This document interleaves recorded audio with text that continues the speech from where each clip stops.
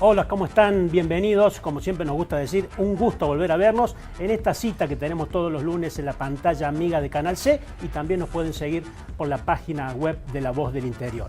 Hoy con equipo completo. ¿Cómo están, Florencia y Federico? Que los extrañé. Hola, Julián. Hola, Flor, bienvenida. Muchas gracias. Además, Flor vino con una Traje suerte. buena noticia debajo del brazo. Es ¿Sí, así, no? te cuento, Flor, hemos sido nominados como mejor programa periodístico de opinión por la Asociación Argentina de Televisión por Cable, premios que se van a entregar el 4 de diciembre en Buenos Aires, así que muchas gracias por la nominación. Esperemos a ir con la racha ganadora. Exactamente, ya tuvimos este año el premio Acorca, que también lo agradecemos muchísimo. Bueno, en una semana donde seguramente la política pasará por unos días a segundo plano por la final de la Copa Libertadores que se jugará el próximo sábado, pero nosotros tenemos preparado un programa con mucha actividad política. Exactamente, con el subsecretario de Derechos Humanos de la provincia vamos a hablar de un tema muy interesante que tiene que ver con la aparición de nuevos actores políticos en torno al debate por la modificación a la ley de educación sexual. También va a estar aquí Sober El Zucaría, la legisladora del PRO, que se ha lanzado ya como precandidata a intendente de la ciudad de Córdoba. Nos va a contar cómo va eso y en qué instancia está. Y con el padre Mariano Oberlin vamos a repasar cuál es la realidad social de la ciudad de Córdoba. Estos son los temas, están los protagonistas. Esto es Voz y Voto 2018.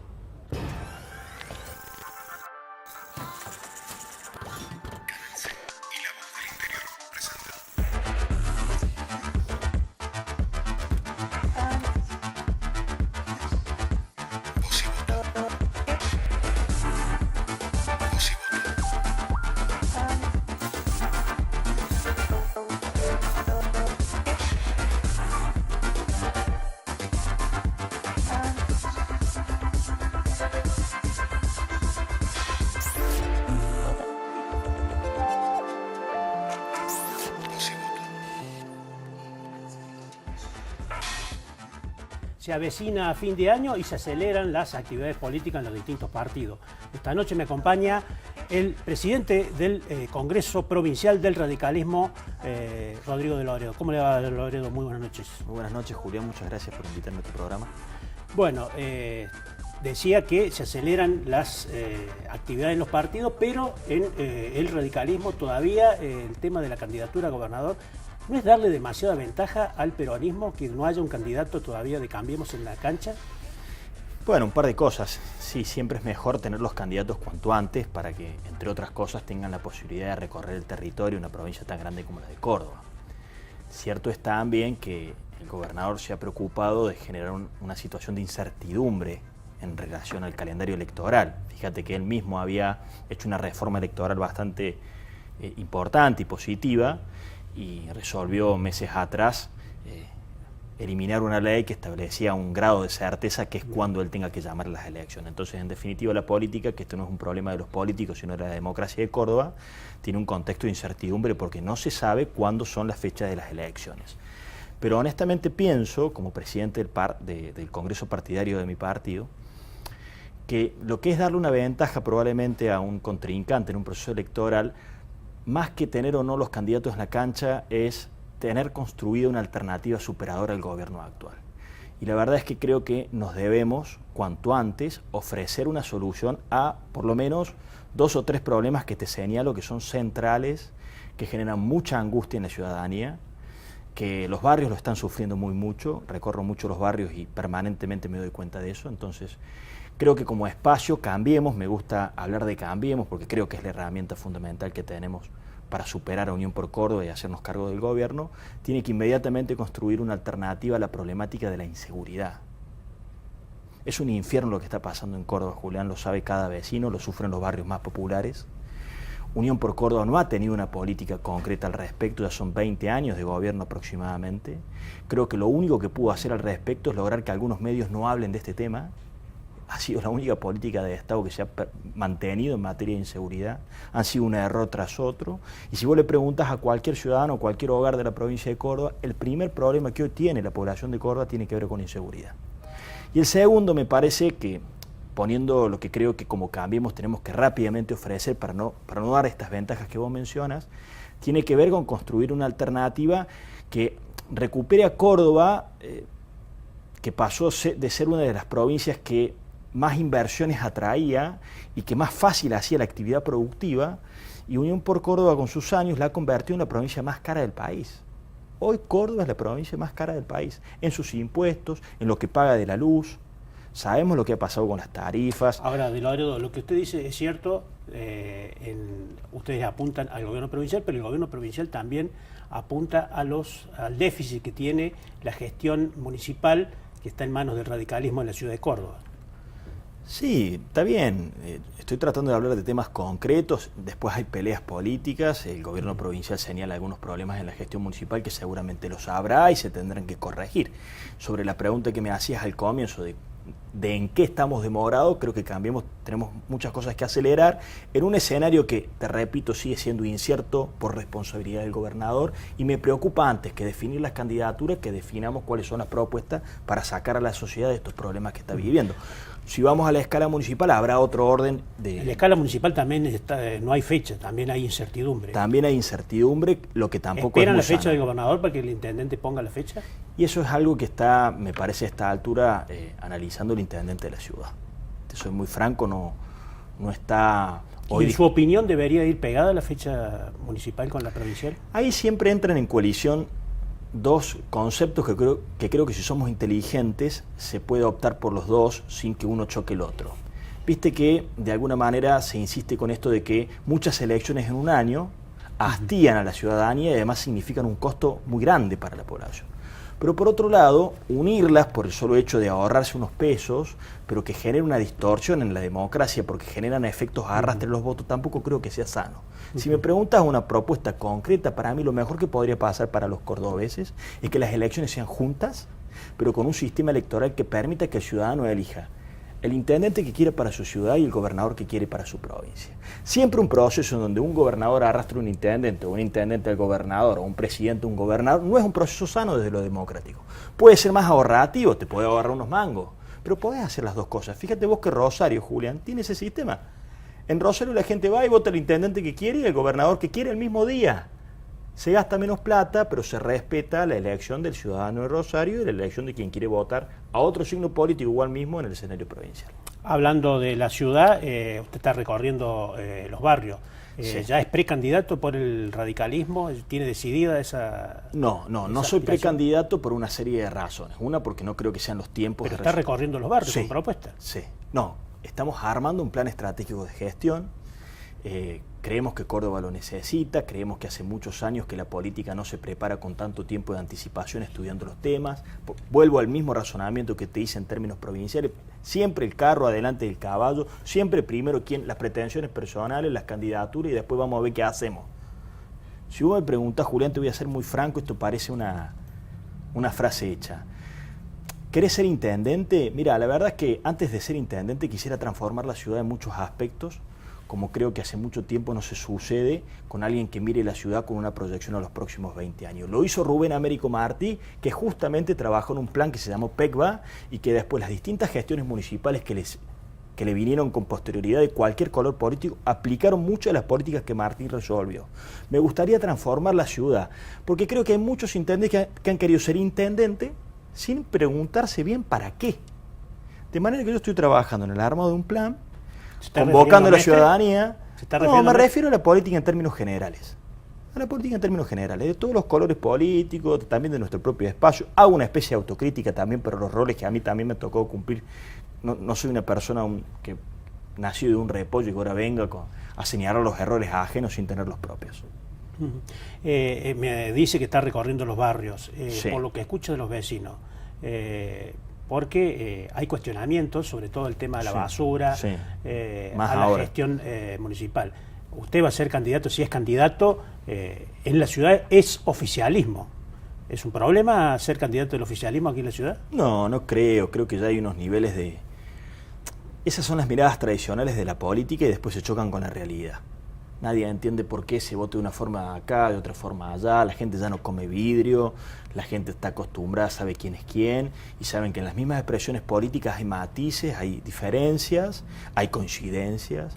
Me parece un buen concepto entender que durante las gestiones de Mestre se cometieron muchos errores, pero se cometieron muchos aciertos, y que sería un desacierto que quien continúe en una gestión no le dé continuidad a muchas políticas, como así también sería un error que continúe políticas erradas. Me parece que no. Justamente no el es tema de la basura es un tema de discusión en sí, este momento. muy conflictivo. En un minuto, ¿cuál sería su propuesta para el tema, para resolver? ¿No es serio? Además va a heredar, Sí. si Muchas es cosas. intendente, va a heredar un Muchas nuevo contrato del Sí. tema de la basura. Lo El primero próximo tendríamos intendente, que ver sea cómo quien sea. me parece saludable que después de muchos años de contratos precarios se haya concretado una licitación. Tendremos que ver en diciembre cuando arranque las 3 empresas en vez de las 2 que se tenían. Sigue siendo un pendiente muy grande el tema de la recolección diferenciada. Es un pendiente tanto del sistema de recolección como también de una práctica cultural del vecino. No se diferencia la basura en origen ni en destino. Hay muchas cuestiones pendientes. Me parece sano que se haya hecho una nueva licitación. Y bueno, tendremos que ver en diciembre cuando arranquen las nuevas empresas si se mejora la situación de hoy. La situación de hoy es muy crítica. Tanto sea desde la mirada hacia el vecino como también el grave conflicto que tenemos con un gremio sobre el cual hay que trabajar mucho. Debo reconocer que Mestre supo ponerle límites. Si vos recordás, Julián, puso límite, pero a muchos otros gremios, le cuesta mucho a la ciudad. Hoy van a terminar con un acuerdo salarial superior al 40% que ningún gremio lo tiene. Pero si eso fuese solamente ese problema, cobran 3, lo mismo pasa con el gremio de la UTA, cobran 3 indemnizaciones manteniendo el mismo trabajo y manteniendo la antigüedad. Bueno, un disparate. Esta ciudad es una ciudad rehén de corporaciones gremiales durante muchos años. Me parece que tampoco hay que subestimar esas peleas, que venga un candidato a pensar que esto lo va a resolver en 15 minutos. Digo, Mestre de alguna manera al SUOEM le supo ir poniéndole algunas limitaciones, no le fue gratis a la ciudadanía, me parece que a la UTA también, en el SURBA, que es un capítulo pendiente, y queda mucho por hacer. Si me permites una definición de la ciudad hoy, lo que recojo del vecino, el vecino ve una ciudad en crecimiento, fundamentalmente porque advierte que han llegado muchas obras que durante muchos años no venían a Córdoba, sin importar la jurisdicción, ve la circunvalación, la obra dice que son de la provincia. Pero el ciudadano no se pone a ver con una tabla de quién es quién, ve que hay muchas obras, que le parece una sana medida, pero ¿sabes qué pasa con esas obras? También las asocia a un caos, ve la ciudad bastante desordenada. Entonces me parece que es el tiempo, eso es lo que estamos haciendo con el plan estratégico nuestro, es el tiempo de pensar, ordenar un poco las cosas, gestionar, controlar, más que vos me preguntas, soluciones, ¿qué vas a hacer con la basura? ¿Qué vas a hacer con el tránsito? Un millón de cosas se pueden hacer. Va a venir candidato cuando vengan los procesos electorales, Julián, a traerte soluciones de Finlandia, de Noruega o de lo que fuera. ¿Sabes qué te digo yo? Controla lo que está dispuesto por contrato y ya vas a tener una mejoría pero muy importante en casi todos los servicios municipales. Muy bien, Rodrigo de Loredo, muchísimas gracias. Gracias, por la Julián, presencia. muchas gracias. Ahora seguimos con Federico, que también va a seguir hablando de la ciudad de Córdoba y de política, por supuesto. Gracias, Julián. Escuchábamos recién a De Loredo hablar de lo que está haciendo él en la ciudad y ahora estamos con Sober El Zucaría. Gracias por venir. Gracias. Sober, De Loredo dice que él no está en campaña. Usted sí lo está, ya estaba pensando en el 2019, quiere ser intendente de Córdoba, ¿no es cierto? La verdad que es un sueño. Por supuesto que si las condiciones se dan, me honraría mucho poder estar en la fórmula que gobierna la ciudad de Córdoba. En ese sentido estamos trabajando fuertemente, no solo en la visita de cara a cara con cada vecino de Córdoba, porque sentimos que la respuesta de lo que Córdoba necesita está en cada barrio y en sus ciudadanos. Así que desde hace 2 años que venimos recorriendo la ciudad y también con un equipo técnico que elabora y recopila toda la información para poder pensar la ciudad que nos beneficia a todos como cordobeses. Ha sido un año muy fuerte para el género, para las mujeres. ¿Es posible imaginar una fórmula de Cambiemos, sobre todo el año que viene, sin mujeres en la ciudad de Córdoba? Yo entiendo que no. Entiendo que no solamente porque es un tema de agenda, no solamente en Argentina, sino en Latinoamérica y en el mundo, sino sobre todo porque ya hay una conciencia de el valor agregado que la mirada femenina puede tener sobre los problemas de gestión. Y tiene que ver con una practicidad y tiene que ver con otra forma de hacer política y tiene que ver con hacernos cargo. Creo que además no es pedir permiso, sino todo lo contrario, es que las mujeres nos dimos cuenta que somos tan capaces como los hombres de poder llevar adelante cualquier función pública y teniendo vocación de servicio y no tantos egoísmos que por ahí el género masculino se queda más en las discusiones pequeñas sin pensar a largo plazo. De todos modos, sea hombre, sea mujer, ganarse un lugar en la política hoy es muy difícil, ¿no? No tiene que ver tanto con el género, sino con lograr que uno pueda ocupar lo que está buscando. ¿Cree que va a haber internas en Cambiemos? ¿Cómo van a llegar al acuerdo que por ahora no parece cercano para definir los candidatos en la ciudad al menos? Mira, estoy consciente de que Cambiemos es una unión, un frente electoral. Estoy consciente que somos dirigentes y muchos de nosotros somos jóvenes que estamos en este espacio porque creemos en la política y porque creemos en el mérito que implica hacer política. Digo, lo tomamos con mucho compromiso y con mucha vocación, y estoy segura que si ese compromiso y esa vocación las ponemos sobre la mesa, el objetivo común siempre es la mirada de la gente. Pero en el caso, perdón, sí, ¿no? En el caso del PRO, que conforma la Alianza Cambiemos, tiene del otro lado la UCR, con Ramón Mestre a la cabeza, que es actualmente la autoridad máxima. Va a ser difícil lograr que pueda poner el PRO un candidato. Me imagino que ahí va a tener que, no sé, llegar a pedir una opinión de Macri, por ejemplo. ¿Puede pasar eso? No, las fórmulas son de Cambiemos. Es impensado que cualquiera de los partidos que conformamos la Alianza Cambiemos solo vaya a una elección y quiera realmente disputarle el poder a Unión por Córdoba. De la única manera que se dispute y tengamos vocación realmente de ganar la provincia y de ganar las principales ciudades del interior y la ciudad capital es si el frente está unido. Y la forma de mostrarse unido es sentarse en una mesa de consenso y privilegiar los objetivos ciudadanos por sobre los objetivos partidarios. Está bien. ¿Cómo está viendo la ciudad? ¿Cuál es el problema más grande que tienen hoy los vecinos de Córdoba? Entre muchos, ¿no? No, sin duda que lamentablemente el problema de la inseguridad, no solamente en Córdoba, sino a nivel nacional, sigue siendo el primer problema.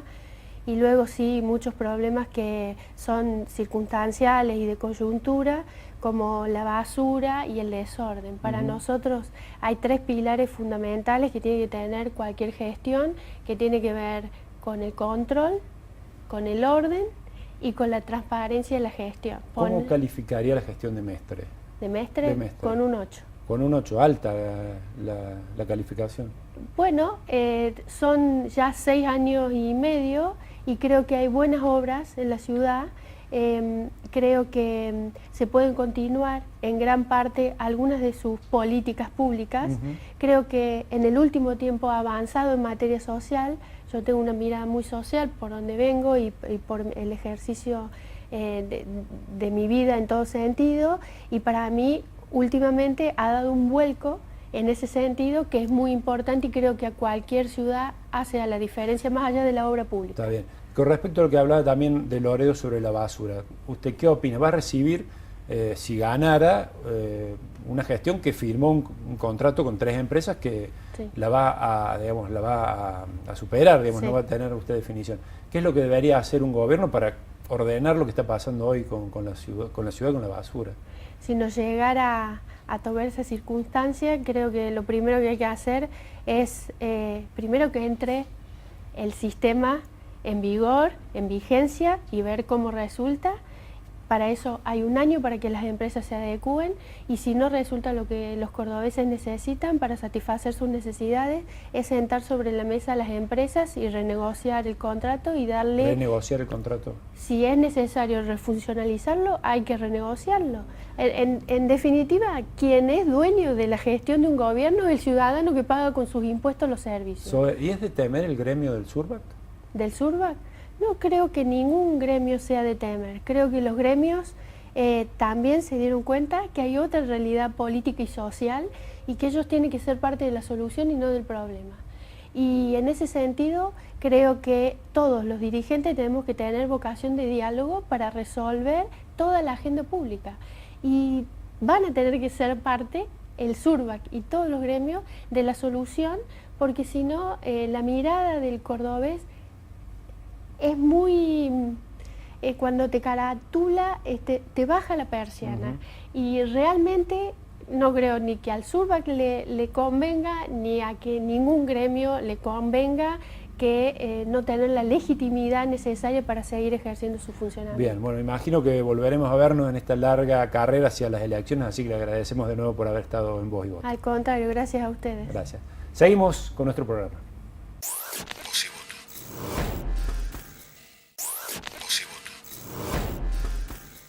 Seguimos en Voz y Voto y ahora nos vamos a tomar unos minutos para charlar con alguien que trabaja mucho en la ciudad, que conoce mucho de lo que está pasando en Córdoba, el padre Mariano Oberlin. Muchas gracias, Mariano, por acompañarnos. Al contrario, gracias Y a bueno, ustedes por la invitación. Tratamos de entender lo que está pasando en el país, pero en Córdoba especialmente, con esta crisis económica y también social, ¿no?, que está pegando fuerte en el país. ¿Qué estás viendo vos en tu barrio y en los lugares donde vas a trabajar habitualmente? ¿Qué está pasando con el cordobés? Sí, la sensación, yo siempre digo que nosotros no trabajamos números, con estadísticas, la sensación que tiene es que por la demanda de la gente, es que la situación se va poniendo cada vez más complicada, ¿no? Cada vez más difícil conseguir una changuita, un trabajo. Si bien por ahí los puestos de trabajo de los que habitualmente se habla, que son puestos formales, de la economía en blanco, digamos, no afectan tan de lleno a la gente del barrio. En general el barrio no hay tanta gente que esté dentro del sistema formal. Sí afectan de manera indirecta, pues digo, la familia que tiene un sueldo en una industria o en el Estado, en lo que sea, y que de golpe lo ve disminuido porque se le bajó el poder adquisitivo o que perdió el trabajo, contrata un albañil menos, contrata una empleada doméstica menos. Es como que se va achicando cada vez más la rueda de la economía, ¿no? Entonces, me imagino que es por eso, pero sí cada vez más gente viene a pedir changuita, viene a pedir algo como para poder sobrevivir, ¿no? Padre, o incluso usted, a los comedores. Usted trabaja en Barrio Müller, que es uno de los barrios más carecientes de la ciudad, y donde el tema de la inseguridad pega muy fuerte. En los últimos meses se ha instalado la policía barrial. ¿Ha cambiado un poco la realidad en cuanto al tema de la inseguridad? Sí, me da la impresión de que sí. Además porque por lo menos hasta ahora, lo que yo he alcanzado a ver, han venido con otra actitud, ¿no? O sea, en el barrio, si bien es cierto que hay gente que está metida en el narcotráfico o en la delincuencia de alguna u otra forma, hay muchísima gente que la lucha todos los días, que quiere salir adelante, que quiere vivir dignamente, y por ahí ve con buenos ojos que la policía entre al barrio, que haga presencia, que cuide un poco. Yo no estoy de acuerdo con la militarización de los barrios, pero bueno, si viene con esta otra actitud me parece bueno, que es policía, que está como para cuidar, pero que viene, insisto en esto, con otra actitud, no viene con la actitud represiva de levantar el primero que se le cruce, porque eso que ya ha pasado y muchas veces, mucho tiempo, ha estigmatizado muchísimo a la zona y además ha generado mucha bronca en mucha gente que quiere vivir dignamente y que de golpe le llevan al hijo preso sin ninguna causa o a ellos mismos cuando vienen de trabajar. Entonces me parece que esto puede llegar a generar como una síntesis, digamos, ¿no?, entre la necesidad de mucha gente del barrio de ser cuidada también, de ser protegida y el no tener que padecer además injusticias institucionales que muchas veces se han padecido. En ese sentido, bueno, Gendarmería también está trabajando en la ciudad de Córdoba. Ha habido operativos donde se ha visto a los gendarmes pedir documentos y hacer un control más exhaustivo en algunos barrios. ¿Qué pasa en Müller y cuál es su visión de lo que está pasando con Gendarmería especialmente? En el barrio que yo recuerde o que haya visto por lo menos hace como 3, 4, 5 meses puede ser, hubo un operativo así donde estuvieron con varias fuerzas policiales, incluida la Gendarmería, parando autos. Después no he vuelto a ver. A mí personalmente, además como hijo de desaparecido, me hace como ruido, ¿no?, que esté la Gendarmería subiéndose a los colectivos pidiendo documentos. Yo no soy especialista en el tema, no entiendo mucho. Entiendo que por ahí han salido incluso algunos memes hablando del tema, que los narcos no van a andar con droga en el colectivo, digamos, no sé si realmente eso sirve para algo. No soy especialista, capaz que me explique y digan, sí, tenés razón, pero me da la impresión de que no. Simplemente la percepción personal mía, y por ser hijo de desaparecido, no es la mejor, digamos. No digo que no actúen las fuerzas de seguridad donde tengan que actuar, sino esto que decía recién de la policía, cuando la fuerza de seguridad actúa o donde no tiene que actuar o de una manera incorrecta, lejos de generar seguridad, lejos de generar confianza en la gente, termina generando recelo y entorpeciendo cada vez más la situación, ¿no? Padre Müller, usted realiza una tarea importante trabajando por los jóvenes o niños que tienen problemas con la droga. En algún momento se habló de que podría venir ayuda nacional provincial. ¿Cómo está ese tema? ¿Está recibiendo asistencia del gobierno nacional, del gobierno provincial en su tarea? Nosotros desde hace, o sea, cuando empezamos hace casi 9 años, 8 años y medio, fue todo muy a pulmón, de a poquitito. Hace 4 o 5 años ya, 4 años y medio, un poco más, pudimos hacer un vínculo con Cedronar. En ese momento estaba Juan Carlos Molina en Cedronar. Y la verdad que eso fue para nosotros muy significativo, no solo porque recibimos un aporte económico, sino además porque nos enmarcaba institucionalmente de una manera mucho más sustentable, ¿no? Gracias a Dios eso se ha sostenido, se sigue sosteniendo. Incluso en algún momento tuvimos problemas porque se dieron de baja varias personas de las que trabajaban en el espacio y que eran pilares importantísimos en ese trabajo. Eso la verdad que fue muy doloroso. Pero después, bueno, la ayuda económica se actualizó, se agrandó un poco, entonces medianamente algo se pudo compensar. O sea, en ese sentido no me quejo porque digo, la verdad es que tenemos ayuda. Siempre falta. ¿Cuántos chicos están trabajando en este momento? Y nosotros ahora tenemos 40 chicos viviendo, pero además tenemos en 7 casitas distintas y tenemos entre distintos talleres deportivos, recreativos, culturales, de todo un poquito, talleres de oficio, ¿no? Tenemos cerca de 500 chicos más o menos. Entonces digo, no me quejo porque recibimos ayuda, tanto de nación como de provincia, a través de profesores fundamentalmente, para los distintos talleres y de la municipalidad también para algunos de los talleres, pero la realidad es que siempre falta más. No digo que lo tenga que bajar a través nuestro, pero el barrio necesita así cada vez más espacios de contención para los chicos, centros de rehabilitación, talleres de oficio, culturales, que los chicos estén ocupados. De que cada vez se necesita más, tiene que ver con que cada vez el problema se agranda, el problema se mantiene, baja la edad de aquellos que acceden a la droga. ¿Dónde está enfocado hoy el trabajo? Nosotros trabajamos fundamentalmente con, a ver, estos 500 que participan en los distintos talleres son de distintas edades. Tenemos una murga, después una orquesta barrial, una orquesta de cuerda, y ahí tenés chicos desde 4 años para arriba, ¿no? En general el promedio de 12 a 20, 22 años, los que participan de los distintos talleres. Los que viven con nosotros, la mayoría son mayores de edad. Tenemos algunos de 16, 17 años, y después la mayoría son mayores de edad, incluso algunas personas adultas también que necesitan realmente salir adelante y, bueno, y se acercan y piden ayuda. Me parece que hay como una multiplicidad de causas. Digo, en muchos casos la percepción que yo tengo es que cada vez hay más deserción escolar. No tengo números, ¿no? Pero sí cada vez más chicos se acercan. ¿Estamos hablando de la primaria o secundaria también? En general de la secundaria. Hay casos de primaria también, pero en general de la secundaria. Esto, como me decía, por ahí cada vez baja más la edad de deserción escolar, la edad de comienzo de consumo también. La droga sigue circulando en el barrio.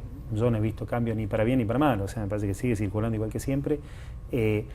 Sí me parece que por ahí el hecho de que hayan algunas alternativas, una es la nuestra, pero hay otras instituciones también que están trabajando, hace que por ahí los chicos empiecen a pensar, che, ¿qué onda si intentamos salir de esto, ¿no? Entonces, creo que eso también ayuda, o es una de las causas que hace que cada vez haya más chicos pidiendo ayuda, ¿no?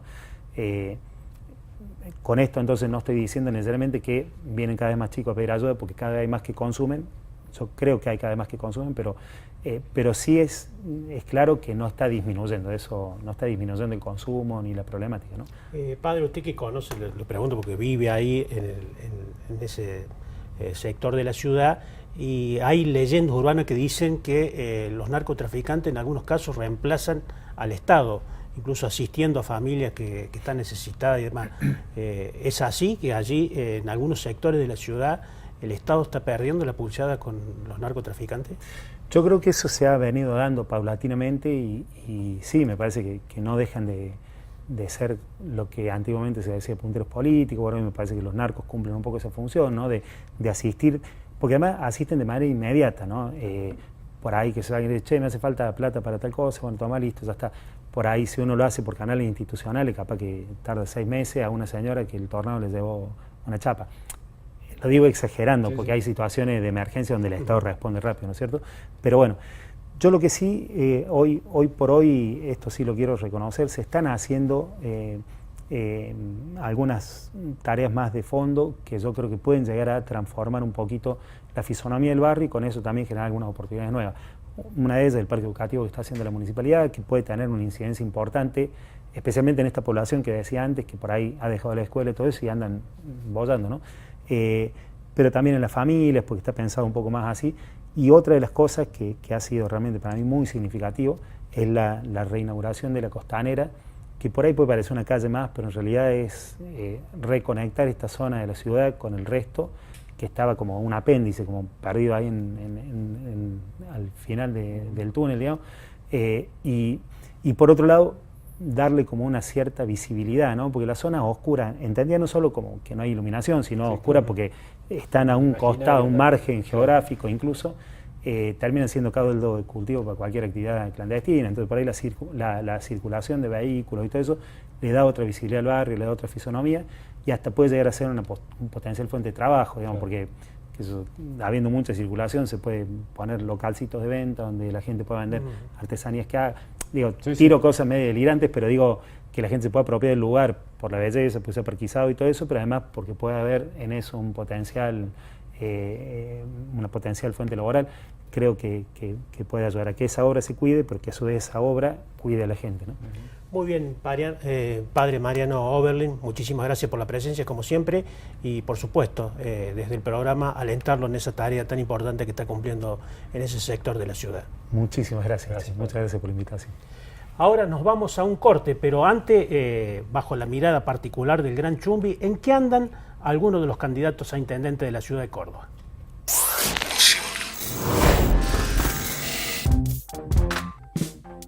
Sin fecha de elección municipal a la vista, los candidatos a intendente navegan en un mar de especulaciones. En el peronismo están embarcados Daniel Pacerini y Miguel Siciliano, pero el plan del capitán Schiaretti es que comande Martín Yarlora, quien timoneó 2 veces la municipalidad de San Francisco. Olga Riutort siempre quiere abordar el barco peronista, pero hace más de una década que está en la isla llamada La Fuerza de la Gente. Con Ramón Mestre embarcado hacia la pelea por el centro cívico, el radicalismo teme que lo tape el agua en la ciudad. Rodrigo de Loredo bucea en redes sociales con selfies y videos críticos a la gestión mestrista. A Javier Vicellares, el propio Mestre lo bajó del barco para enviarlo en una canoa a remar en la legislatura. Y Marcelo Cosar quiere heredar las jinetas del capitán Ramón. La flota radical tiene 2 aliados en Cambiemos. El actual viceintendente Felipe Lavaque apuesta a comandar el Bergantín Amarillo. Luis Juez ya no comanda la fragata que lo llevó al Palacio 6 de julio en 2003, pero mira por el Catalejo hacia el 2019. Si el almirante Mauricio zafa de la tormenta que le llena de agua el galeón, podrá meter mano en la flotilla cordobesa.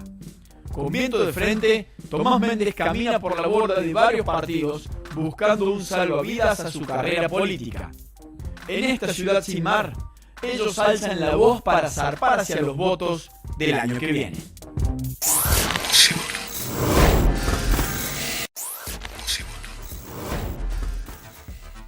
El Congreso de la Nación debate una modificación de la Ley de Educación Sexual Integral con el fin de reforzar su implementación. Eso ha generado un profundo debate y una polarización social y la emergencia de nuevos actores sociales colectivos políticos. Para hablar de eso estamos con un funcionario provincial que conoce bien el tema, lo viene siguiendo, subdirector de Derechos Humanos del Ministerio de Justicia de la provincia, Alejandro Escudero Salaman. Bienvenido. Muchas gracias por la invitación. Gracias, Florencia. Bien, es muy interesante este tema. Alejandro, este actor social colectivo y que se ha revelado tan masivo en determinadas manifestaciones en Córdoba, en todo el país, en Buenos Aires, en distintas provincias, y que se encolumna bajo la consigna "con mis hijos no te metas". ¿Es un movimiento religioso o político? Se presenta como un movimiento religioso, ¿no? Pero que obviamente toma parte de una agenda política que tiene que ver con una agenda de derechos y que tiene que ver con legislación que ya se ha sancionado y se ha aprobado y tiene plena vigencia y se activa a partir de esta reforma que se quiere implementar en torno a la ESI y específicamente en el eje diversidad de la ESI. No obstante eso, creo que hay que dar cuenta de que tenemos ya desde el 2002 una ley que es la Ley de Identidad de Género que ya está en plena vigencia y que hoy lo único que pretende la ESI con esta modificación es justamente incorporar la perspectiva de géneros a la enseñanza de la educación sexual integral. Algo que no estaba, digamos, institucionalizado, pero que en la práctica a través de justamente la identidad de género, se venía dando en relación a asesoramientos puntuales que las escuelas pedían, los papás pedían, las familias pedían, las mamás pedían. Entonces, creo que esto solamente viene a institucionalizar en la currícula, pero el contenido ya estaba disponible. Es decir, acá creo que lo importante a aclarar es que por ahí el debate se corrió del eje que es ¿qué pretende incorporar la perspectiva de diversidad a la ESI? Se dice... ESI es la educación, la ley de educación sexual integral, exactamente. Hay una pregunta básica que creo que lo importante que es correr toda la mala información que se ha armado en relación a eso. Primero, preguntan si una mala o buena praxis de la ESI puede incidir en la identidad de género o orientación sexual de una persona. Digo, ya esa pregunta tiene una carga, digamos, o un presupuesto. Entendemos que se aplique bien o mal la ESI solo va a ayudar a que quienes conforman la comunidad educativa puedan conocer que existen diferencias, que existe la diferencia y que en esa existencia existen diferentes orientaciones sexuales, diferentes identidades de género, y conocerlas lo que puede permitir es respetarlas, y no solo respetarlas, sino también valorarlas. Ahora, jamás podría incidir en la orientación sexual, ¿no?, o la identidad de género de una persona. ¿Por qué? Porque las orientaciones sexuales ni las identidades de género se le enseñan, no se aprenden, pero hay algo que es más importante, no se evitan. Nadie puede evitar que una persona pueda sentir lo que siente en relación a su género. Nadie puede evitar que una persona quiera, ame o sienta afecto hacia otra persona, sea o no del mismo género. Creo que eso es un dato muy importante porque, se pretende dar esa información que es incorrecta, parte de un presupuesto incorrecto. No se enseña, no se aprende, pero tampoco se evita. Claro, ahora es curiosa la situación, ¿no? Porque empezamos el año con el Gobierno Nacional abriendo este debate por la posible despenalización del aborto, que al final, bueno, no logró su sanción, ¿no? Y luego de eso se discute para mejorar una ley que es de 2006. Y de pronto, con la participación tan masiva, ¿no?, de gente que rechaza no solamente esa modificación, se está discutiendo la ley misma. Hay como una especie de involución en el debate, más allá que estamos en una democracia y se respetan las diferentes posturas. Pero una ley a la que se llegó en el 2006 y se construyó ese consenso, es como que de alguna manera, cuando parecía que íbamos a ir para adelante, hay cosas que se están deconstruyendo. ¿Qué es lo que está pasando? Sí, primero pareciera que hay como una contradicción en que durante todo el debate de la ley del aborto, quienes estaban en contra hablaban a favor de la ley de educación sexual integral. Justamente ahora es como que la ley de educación sexual integral y esta posible reforma es lo que no tendría sentido. Eso por un lado. Por otro lado, yo creo que más que involución, me parece que está bueno ser claros en qué debate proponemos, cuáles son las partes que están en oposición en este debate. Yo creo que en cuestiones de igualdad y de derechos es como que no podemos decir que hay dos argumentos que son válidos. Sí es válido el debate, sí es válido la discusión, ¿no?, o el planteamiento de ideas distintas. Ahora, cuando hablamos justamente de temas de igualdad y temas de igualdad que están hoy receptados en una legislación, yo creo que no hay dos argumentos igualmente válidos, sino que hay una ley que se debe cumplir, ¿no?, y que todos la debemos cumplir y respetar y aplicar. En ese sentido, yo creo que también a veces hay que por ahí desactivar el prejuicio, ¿no?, que gira en torno a esta temática como dato fuerte y puntual.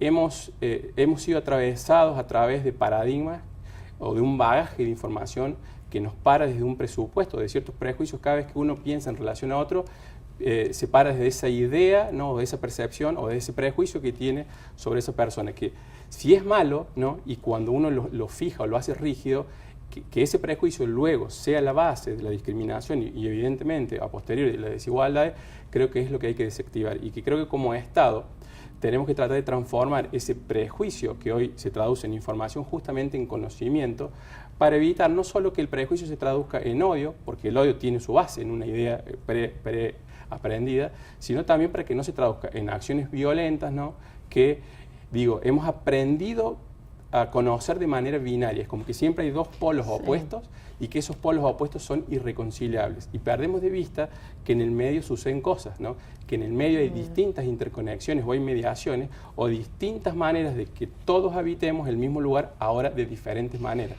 De la mano del debate en torno al género, los derechos de la mujer y demás, veíamos en el espacio público la presencia más protagónica de los movimientos en torno a eso, ¿no? Los que reclaman empoderamiento en relación a esos derechos.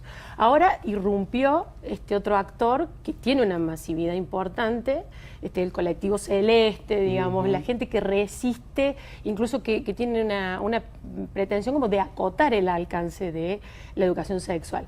¿Esto es algo de Argentina o es un proceso que viene sucediendo en otros países en la región? No, esto es más regional, como bien vos decís, tiene orígenes ya hasta en Centroamérica, México, Colombia, ¿no? Donde se han dado cosas, si uno estudia o hace la investigación, puede dar cuenta que sucedió casi exactamente lo mismo, con la misma lógica de comunicación y hasta con la misma estrategia. Creo que cuál fue la diferencia entre que prosperara o no prosperara en algunos países como Argentina o Uruguay, donde no sucedía, es que acá se iba avanzando en estas leyes, ¿no? en estas leyes que iban ampliando derechos relacionados a la diversidad sexual y de género. Siempre llegaba hasta Uruguay, si se quiere, la campaña, y no penetraba ni en Uruguay ni en Argentina. Tuvo intentos tal vez en Chile, donde en un momento apareció un colectivo ploteado con estas consignas similares, pero bueno, hoy creo que justamente, como bien vos decías, tal vez el debate del aborto habilitó o dejó como una puerta abierta para que se introdujera, ¿no? esta temática. Y en función a la experiencia de los otros países, ¿tiene una expresión político-partidaria clara? ¿Hay algún partido que se haya hecho eco de ese planteo? Porque, digamos, en Argentina eso todavía no está claro específicamente. No hay un partido político que haya recogido esa demanda y la haya hecho propia. Bien. ¿O vos ves que sí? Y todavía no se sabe. Lo que podemos decir es que, por ejemplo, si vos me decís qué país, y Brasil es un ejemplo de eso. Bolsonaro. O sea, y exactamente, digamos.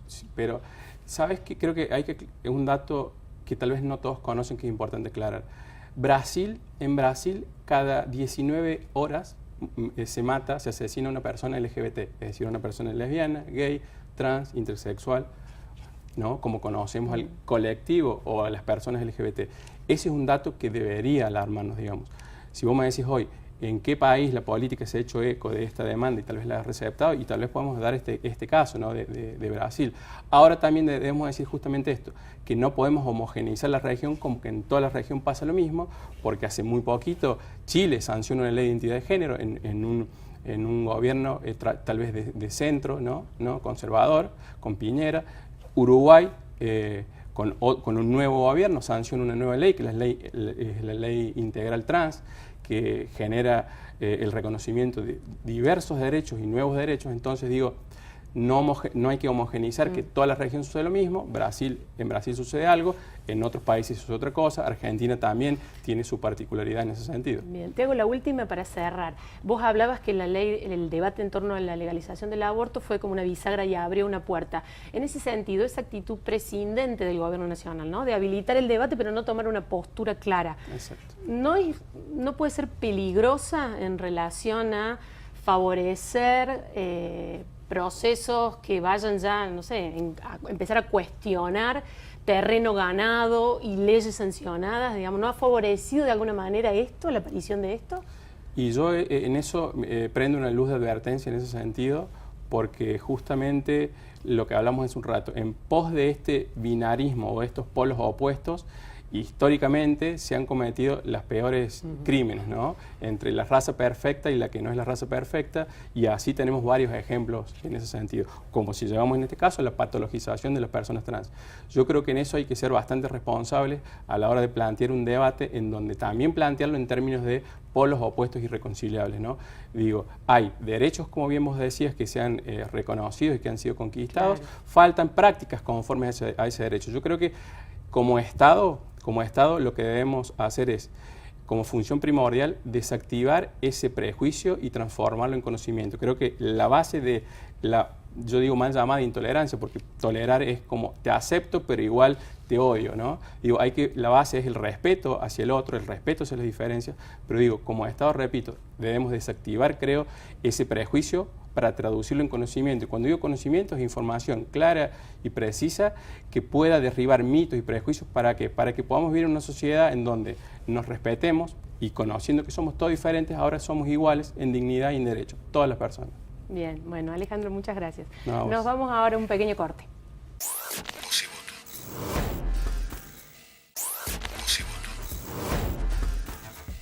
Bloque final de Voz y Voto y por supuesto siempre con el bajo palabra, aquellas cosas que se dicen en secreto, un poco en secreto.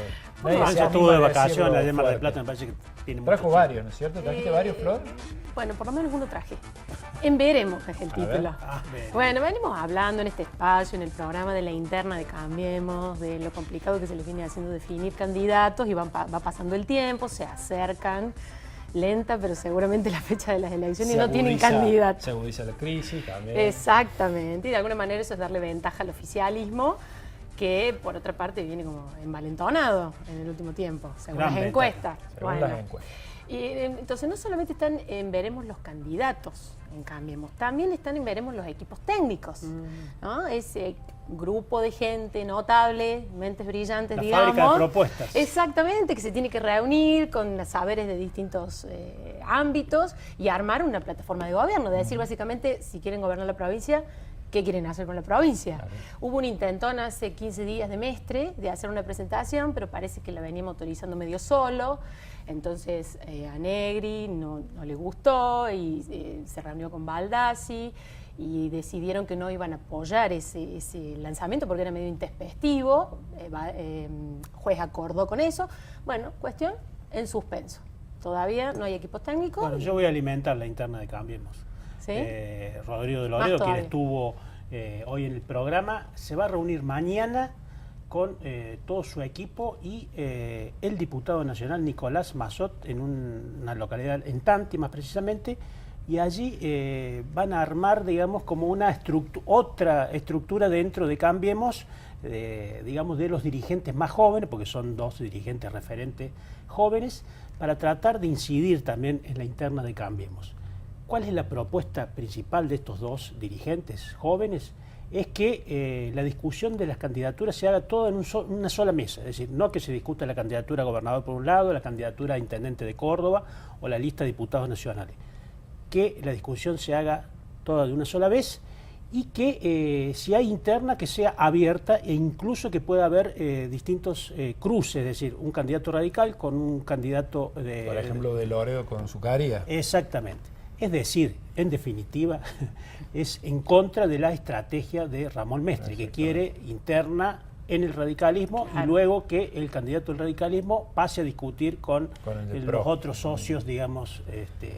Bueno, eso me parece decir que estamos alimentando la interna de cambio. Claro. Yo les aviso a la gente de los equipos técnicos y a la gente de las candidaturas que se tienen que apurar, en Córdoba sobre todo.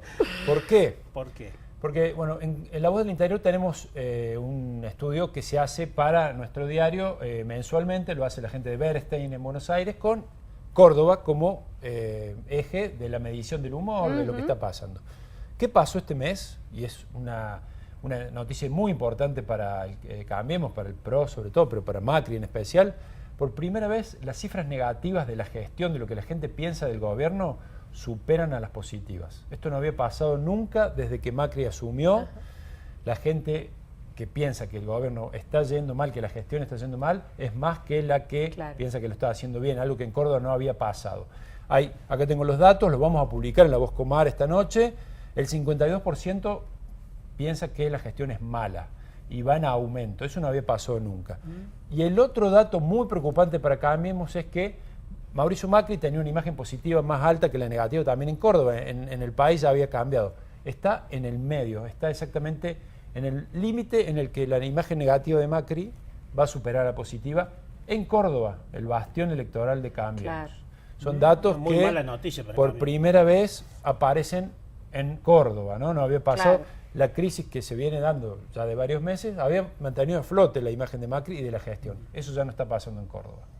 Muchas de las cuestiones en la interna de Cambiemos no se resuelven porque dicen que van a esperar qué opina el presidente. Bueno, por si la imagen es negativa.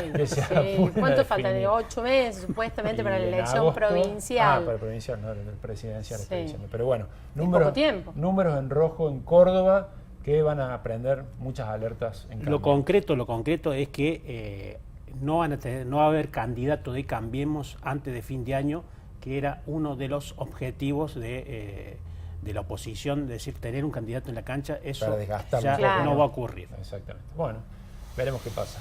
Sí, no, bueno, contentos de volver a estar con el equipo completo. Esperemos que nadie se vaya el lunes que viene.